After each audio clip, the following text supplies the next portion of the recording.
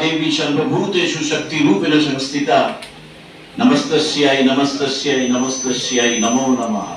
ईश्वर चंद्र विद्यासागर ग्रामीण विकास संगठन को अपने आगामी शरद उत्सव 2025 की घोषणा की। इस वर्ष का उत्सव विकास भारत की झांकी दिखाई देगी। विनाशेर तिथि शुभ शक्तिर शुभ आगमन होच्छे आमादेर बांगला आमादेर भारत विश्वेर काछे এই শারদ উৎসব প্রাণের উৎসব সনাতনীদের হৃদয়ের উৎসব। देश का जो सपना अभी हमारा बिलवेड प्राइम मिनिस्टर का है, हम सभी को लेके विकसित भारत ऐसे नहीं बन सकता, घर में बैठ के नहीं हो सकता है।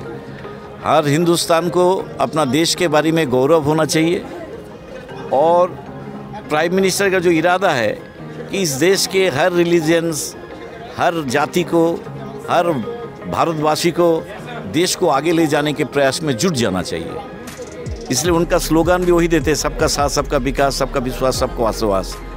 तो हमारा जो थीम में वही हम ICBRD की तरफ से, Ishwar Chandra Vidyasagar rural development organisation तरफ से कलकत्ता सॉल्ट लेक में जो हमारा पूजा होने जा रहा है उसमें हम चारों तरफ से मॉडल के रूप में हो, फ्लेक्स लगा के हो, हम विकसित भारत का जो above all and after all जो वर्क चल रहा है, चारों तरफ चल रहा है, उसका ज़रूरत किस लिए है और कहाँ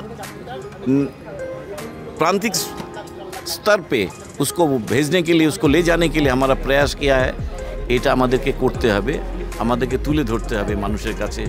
পুজো চলাকালীন দেশাত্মবোধক মায়ের সাধনার গান হবে, সঙ্গীত হবে, দেশাত্মবোধক আমাদের স্পিচগুলো হবে, নেতাজি অরবিন্দ বিবেকানন্দ স্পিচগুলো আমরা দেব এবং আমরা বিভিন্ন ফ্লেক্সের মাধ্যমে বিকশিত ভারতের যে কর্মকাণ্ড, যে স্বপ্ন, যে বিভিন্ন আঙ্গিকে কাজ চলছে, প্রান্তিক মানুষের কাছে সেই পরিষেবাগুলো আমরা কি করে দিতে পারি, কি করে সাধারণ মানুষ সেই পরিষেবা পেতে পারে, এটাও কিন্তু আমরা তুলে ধরব। আমরা শুভ সূচনা দিয়ে করতে চাই, তার জন্য আমরা দেবী আগমন দিয়ে সূচনাটা করতে চাই। এই 4 দিন আমাদের যে ছোট ছোট কাজগুলো রয়েছে সেই কাজগুলোর মাধ্যমে আমাদের জায়ান্ট স্ক্রিনে কিছু প্রুফ দেবো যে আমরা স্কিল ডেভেলপমেন্টের ট্রেনিং করব। দেখুন, জামা প্যান্ট মশারি দিলে 4 দিন পরে এটা ছিঁড়ে যাবে, কিন্তু স্কিল ডেভেলপমেন্ট যদি ট্রেনিংটা দেওয়া যায় সেটা কিন্তু স্থায়িত্ব আকার ধারণ করবে। যেহেতু আমরা গভর্নমেন্ট তাকে সেন্ট্রাল গভর্নমেন্টের সার্টিফিকেট দেবো এবং আমরা প্লেসমেন্ট করার জন্য দেখুন আমরা 100% পুরোপুরি দিতে পারবো না, কিন্তু যতটা দিতে পারবো মানুষকে চেষ্টা করে। দেখুন একটা এনজিও কতটা করতে পারে, একটা এনজিও হয়তো গভর্নমেন্টের মধ্যে ফুলফিল করতে পারবে না, কিন্তু 20% কাজ তাদের আমরা 30%, 40%, 50% পর্যন্ত আমরা কাজ দিতে পারবো। আমরা মূলত হেলথ সেক্টরে বেশি কাজ করছি। হেলথের কোন কাজটা করব? হেলথের আমরা দেখুন মানুষকে স্বনির্ভর করতে গেলে সব সময় তো স্কিল ডেভেলপমেন্টের মধ্যে টেলারিং কাজ করতে গেলে তো সবসময় হবে না। যদি শিক্ষিত সমাজকে আমরা যদি তুলতে গেলে তার জন্য আমাদের প্যারামেডিক্যাল কোর্স রয়েছে। প্যারামেডিক্যাল কোর্সের মধ্যে দেখবেন এখন প্যারামেডিক্যাল কোর্সে করলে মানুষ আস্তে আস্তে স্বনির্ভর হওয়ার জায়গাটা কিন্তু খুব দ্রুত হারে হতে পারে।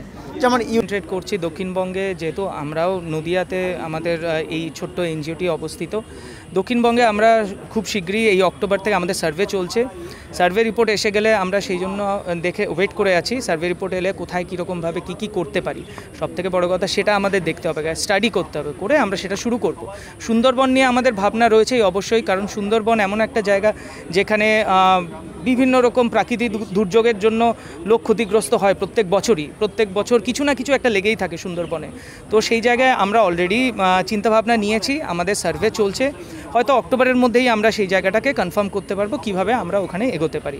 কেন্দ্র এবং রাজ্য সরকার সম্পূর্ণভাবে সেটাকে প্রতিষ্ঠান করার জন্য তারা এগিয়ে আসবে।